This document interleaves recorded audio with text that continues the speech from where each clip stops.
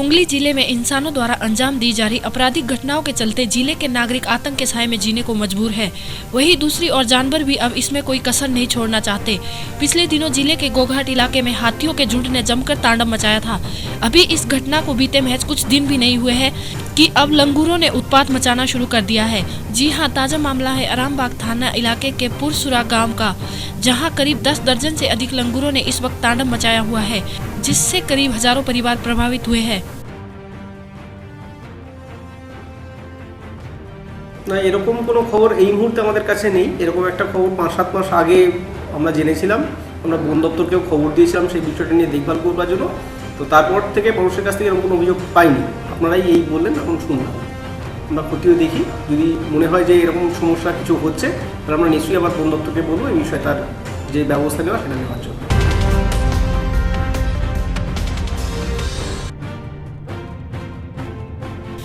एक और जहां पूरे देश में एक वर्ग विशेष द्वारा असहिष्णुता होने का मुद्दा उठाया जा रहा है, वहीं दूसरी ओर मुरैना जिला का एक गांव सामाजिक सौहार्द की मिसाल पेश कर रहा है। इस गांव में बनने वाले एक मंदिर के लिए मुस्लिम समुदाय के लोगों ने न केवल जमीन दी, साथ ही मंदिर निर्माण के लिए चंदा भी दिया। ठाकुरों की थी, फिर मुसलमानों ने खरीद ली और फिर उनसे मांगी थी उन्होंने मंदिर के लिए, तो हमने मंदिर को वापस दे दी और सभी बात का हमने सहयोग दिया है। जो कुछ हम पे बना था और सब में शामिल है। भंडारे में सब शामिल है और मंदिर में भी सब में शामिल है। हाँ, जो भी कुछ हम पे व्यवस्था बनी थी सब तरह। ये जो मंदिर बना हुआ है वो जगह हमारे पूर्वजों की थी। उसके बाद में किन्हीं लोगों ने इसको मुसलमानों को बेच दिया, लेकिन मुसलमान भाइयों ने हमको पुनः वापस ये मंदिर के लिए जगह दी और मुसलमान भाइयों का पूर्ण सहयोग रहा। हर तरह का चंदे में, कार्य में, तन मन धन से पूरे मुसलमान भाई हमारे साथ रहे और जीवन भर रहेंगे। जो हमारे देश में शरारती तत्व हिंदू और मुसलमानों के बीच भेदभाव डाल रहे हैं, वो हमारी इस जन्मभूमि में नहीं है। मुंबई से सटे बिरार में शाम के वक्त एक 40 वर्षीय महिला का बंदूक की नोक पर अपहरण किया गया। घटना मंगलवार की है। 24 घंटे होने के बावजूद उस महिला का अब तक कोई पता नहीं चल रहा है। बिरार के डोंगरपाड़ा इलाके से उसका अपहरण हुआ है। मतलब हमको फ़ोन की तो मेरे हस्बैंड हम उसके घर 11:30 बजे तक पहुँचे। उसके बाद उसके घर से यहाँ आने के लिए 5:15 बजे निकले। अब हम बोले कि ग्लोबल सिटी है ना, तो उससे KFC है ना, तो मेरी ये थी दोस्त गाड़ी चला रही थी। उसके बाद वो बहुत ज़ोर से नहीं ठीक चला रही थी, लेकिन एक लड़का ना मोबाइल से बात कर रहा था, तो हम उसके बाद उसको मैंने हॉर्न बजा रही थी तो सुना नहीं कि क्या किया, लेकिन वो हटा नहीं, उसको ठोकर लग गया वहीं पैर में। और पहले से उसमें पैर में बैंडेज लगा हुआ था। फिर गाड़ी तो शीशा बंद था, तो इधर फिर आया उसके तरफ, मेरे तरफ से मैंने गिरा जहाँ हम बैठे थे। उधर आया, तब तक किया कि खोलो, तब तक शीशा नीचे की और उसके पीछे का दरवाज़ा खोल के गाड़ी में बैठ गया। ये जो घटना हुई है, घटना हमें रिपोर्ट साधारणतः रात को 8-9 बजे करीब हुई। जो विक्टिम है, विक्टिम की फ्रेंड पहले घर गई और घर उन्होंने पति को बताने के बाद हमारे पास ये इन्फॉर्मेशन आई थी। उसके बाद हमने इमीडिएटली सब एरिया कॉर्डन करके और टीम्स फॉर्म करके पूरा एरिया चेक किया। इसमें कंप्लेनेंट का कहना है कि उनको गन पॉइंट पे थ्रेट करके रिक्शा में बिठा के लेके गया गया है।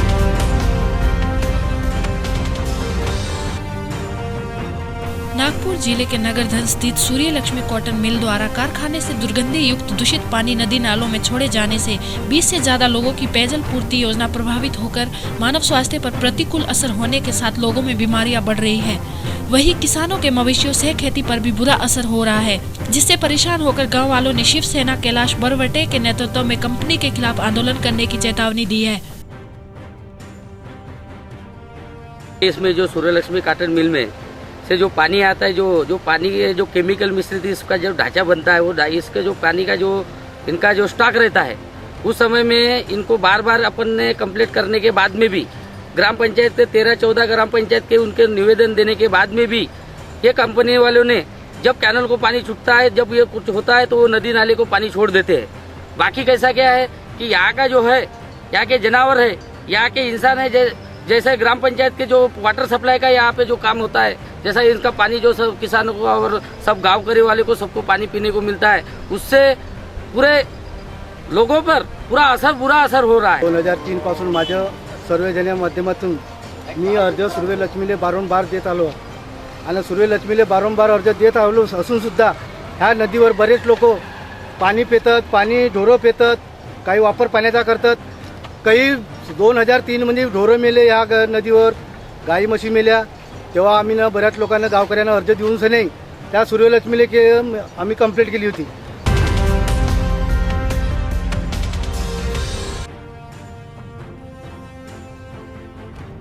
TV reality show big boss में एक दृश्य में शाहरुख और सलमान खान द्वारा काली के मंदिर में जूते पहनकर जाने वाला मामला अब तूल पकड़ता जा रहा है। स्पेशल सीजेएम द्वारा पिछले माह 25 जनवरी को अदालत द्वारा दोनों फिल्मी सितारों के खिलाफ मुकदमा दर्ज करने की दी गई याचिका को खारिज कर दिया गया था, जिसके बाद हिंदू महासभा डिस्ट्रिक्ट जज के यहाँ रिवीजन एडमिट कर लिया गया है और अब इस मामले में आगामी 8 मार्च को एडीजे 7 की कोर्ट में सुनवाई होनी है।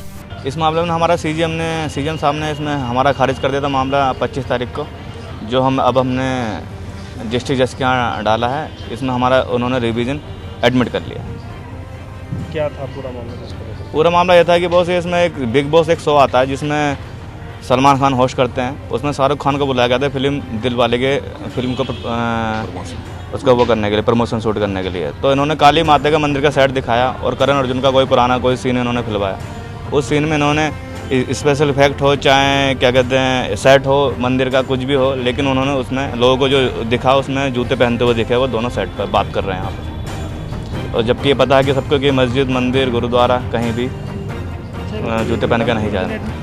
जी देखो, अब इसमें जज साहब ने हमारा रिवीजन एडमिट किया है और उस पर सुनवाई के लिए 8 मार्च तारीख मुकर्रर कर दी है और इसके लिए दोनों पक्षों को नोटिस होना भी ज़रूरी है। वो जितने भी हमने पार्टी बनाए हैं 1 से 7 तक उन सबको नोटिस जाएगा और 8 तारीख को जिसको नोटिस तामील होगा उसको सुनवाई पर उपस्थित होगा और जो नोटिस तामील है उसको दोबारा नोटिस दिया जाएगा। तो ये बात होनी है और एडीजे 7 के यहाँ इसको फाइल को ट्रांसफ़र कर दिया गया है।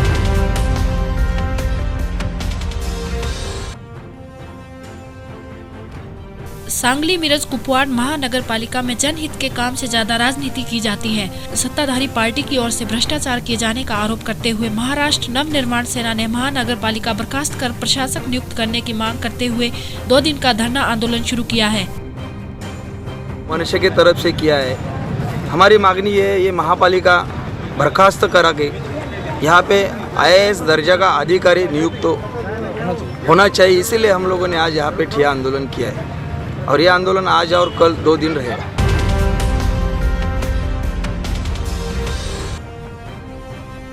सांगली जिला विधि सेवा तथा महिला एवं बाल विकास विभाग की ओर से बाल न्याय अधिनियम 2000 अंतर्गत बाल कल्याण समिति और बाल कल्याण मंडल उनका कर्तव्य भूमिका जिम्मेवारी इन विषय पर जिला स्तरीय जन जागृति कार्यक्रम का आयोजन किया था।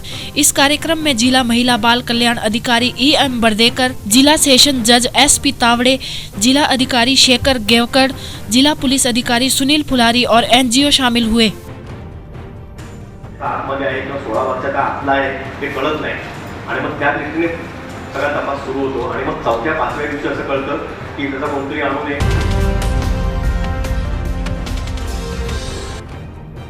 उत्तराखंड सरकार द्वारा घोषित गन्ना मूल्य से किसानों में भारी आक्रोश है और किसान घोषित गन्ना मूल्य से सहमत नहीं है। किसानों ने राज्य सरकार पर गंभीर आरोप लगाया है कि सरकार और मिल मालिक हमारे साथ सौतेला व्यवहार कर रहे हैं, जिससे किसान दर दर की ठोकरें खा रहा है। की सरकार नहीं चलेगी, नहीं चलेगी, गुंडागर्दी की सरकार नहीं चलेगी, यूनियन। हाँ, अभी तक इन्होंने भाव की घोषणा नहीं की थी। ये हमने प्रदर्शन किया तो इन्होंने भाव घोषित कर दिया। अब हमें पता लग गया ये भाव हो, अब हम इस भाव से सहमत नहीं और इससे भी तेज आंदोलन अब आगे होगा। जिस प्रकार का भी होगा, उग्र आंदोलन भी होगा तो होगा। हम पीछे हटने के नहीं। इस भाव में किसान मर गया, हम इससे सहमत नहीं है। सरकार तो फेल हो चुकी। यहाँ तो सरकार को उद्योगपति और मिल मालिक चला रहे। यहाँ क्या हर प्रदेश के गन्ना किसान की हालात बहुत खराब हो चुके, किसान आत्महत्या करने को मजबूर हो रहे। यहाँ हमारी जो उत्तराखंड की सरकार है, इन्होंने जो गन्ने का भाव 280-290 रुपए प्रति कुंटल घोषित किया, इस रेट में किसान का पड़ता बिल्कुल नहीं आ रहा है। इसका बिल्कुल पूर्ण रूप से विरोध करते हैं। स्वीकार नहीं है जो मूल्य घोषित करा, हम इसका पूरा विरोध करते हैं और हम इस सरकार की निंदा करते हैं। और ऐसी जो सरकार की सोच, हम सरकार की सोच की निंदा करते हैं, किसान विरोधी सरकार की। गन्ना किसान अपने मूल्य के लिए भी दर दर भटक रहा है, भिखारियों की तरह गिड़गिड़ा रहा है इस सरकार के सामने। 3 साल से उसका गन्ने का भुगतान नहीं हुआ। किसानों का जिनका जो है कर्ज रहा होगा, क्योंकि गवर्नमेंट नहीं दे रही है तो स्वाभाविक छोटे मोटे ऋण होंगे, उनकी आरसी जारी हो गई। यदि गवर्नमेंट है, ये तो अंधी गवर्नमेंट है और इसलिए लोगों में बहुत आक्रोश है इस बात को लेकर के, किसानों में आक्रोश है।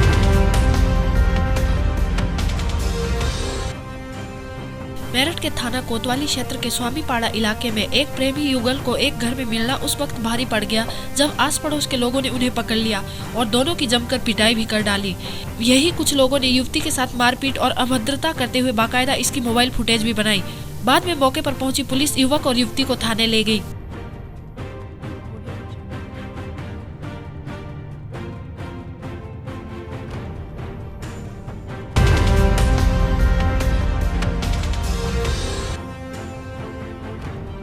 शासन के निर्देश पर आज मेरठ में खाद्य विभाग द्वारा जगह जगह जाते हुए बाजार में मौजूद विभिन्न कंपनियों के नूडल्स के सैंपल इकट्ठे किए गए। खाद्य विभाग का कहना है कि शासन के दिशा निर्देशों को देखते हुए यह कार्यवाही की जा रही है और इन सैंपल्स को जांच के लिए भेजा जाएगा।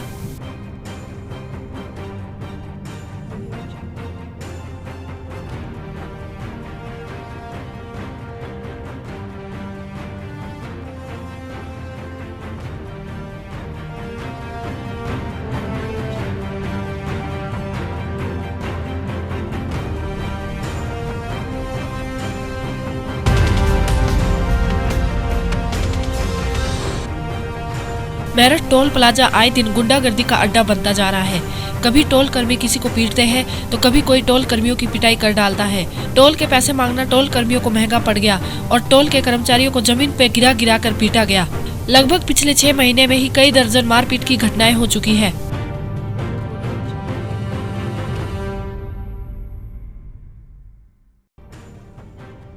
टोल फी से बचने के लिए फर्जी आईडी दिखाना आज के तारीख में एक आम बात हो चुका है। आए दिन ये बीमारी बढ़ रहा है और ये भी है, ये सामाजिक तौर पे ये कैंसर के हिसाब से चल रहा है, क्योंकि फर्जी आईडी सिर्फ टोल प्लाजा में नहीं यूज़ करेगा और कई जगह पे इसकी इस्तेमाल करेंगे। तो मैं शासन से भी ये विनती करूँगा, इन लोगों के ऊपर कड़ी कार्रवाई होना चाहिए। जो वेबसाइट अवेलेबल है उनसे हम हर आईडी चेक करता है।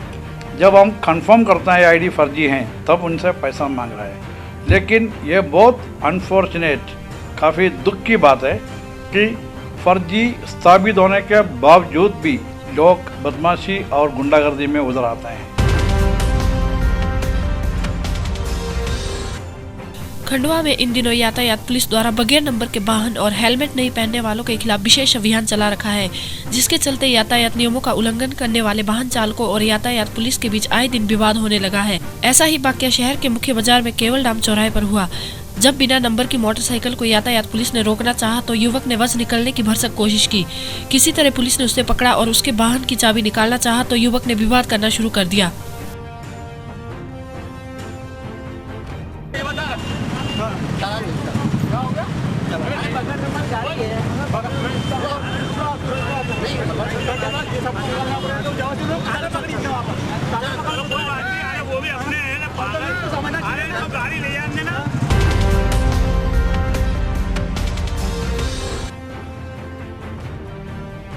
सांगली जिले के जत तहसील में रहने वाली महिला और पुरुष ने आज जिलाधिकारी कार्यालय के सामने सांगली के पालक मंत्री चंद्रकांत पाटिल को डाला घेराव।